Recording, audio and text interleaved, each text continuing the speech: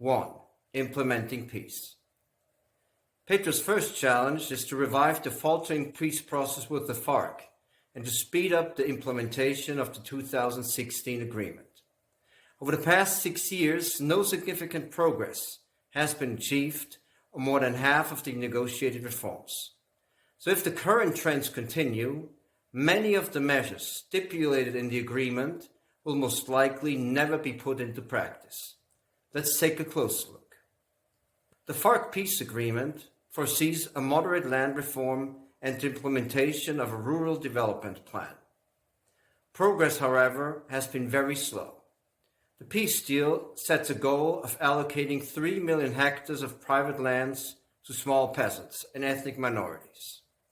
The idea is to reduce the high concentration in land ownership and the extreme levels of socioeconomic inequality that exist in the countryside.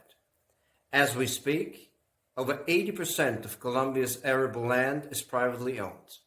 Of that area, a tiny minority of large landowners own more than half, while a majority of small peasants own only less than 5%.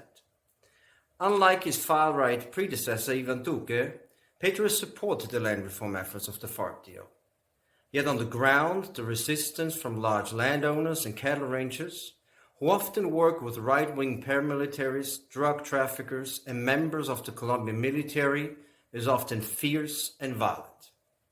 It's important to understand that in Colombia, political power remains strongly tied to land ownership. This is why judges, investigators, and prosecutors who are in charge of land claim cases, helping displaced peasants recuperate their lands, are often threatened and in some cases even murdered. In October 2022, the Petro government signed an agreement with the Colombian Cattle Raisers Federation, FADEGAN, one of the country's most reactionary business organizations with documented links to paramilitarism. The deal aims to facilitate the purchase and sale of land that the government wants to hand over to landless peasants.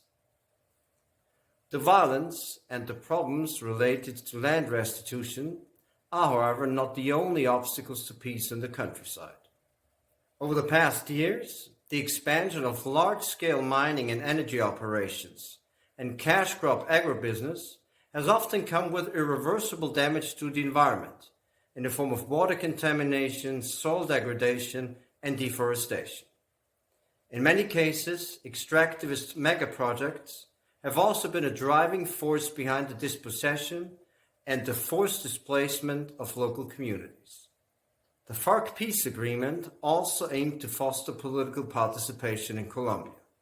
Yet the negotiated reforms to strengthen democracy and expand security guarantees for opposition parties and social movements have largely remained dead letter.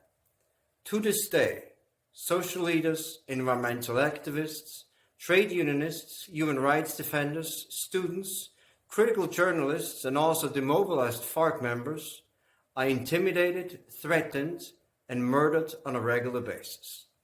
The main beneficiaries are large landowners, multinational mining corporations, agribusinesses, and drug cartels. The lack of security guarantees was also visible during the unprecedented cycle of social protest over economic inequality and human rights abuses that rocked the country between 2019 and 2021. The Colombian police and the military committed numerous human rights violations, such as murder, torture, mutilation, sexual assault, and forced disappearances. President Petro not only wants to reform the police, he also wants to ensure that the young protesters detained during the massive mobilizations are freed and recognized as, quote, agents of peace.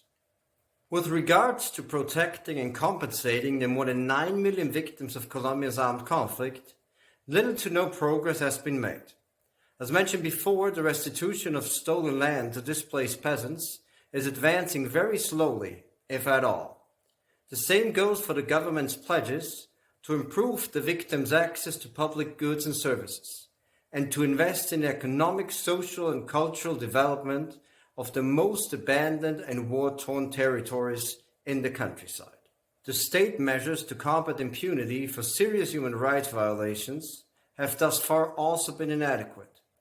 This is why in October 2022, the Petro government began to strengthen the state's institutional framework to dismantle criminal organizations and paramilitary groups responsible for killings, massacres, or acts of violence targeting human rights defenders and social activists.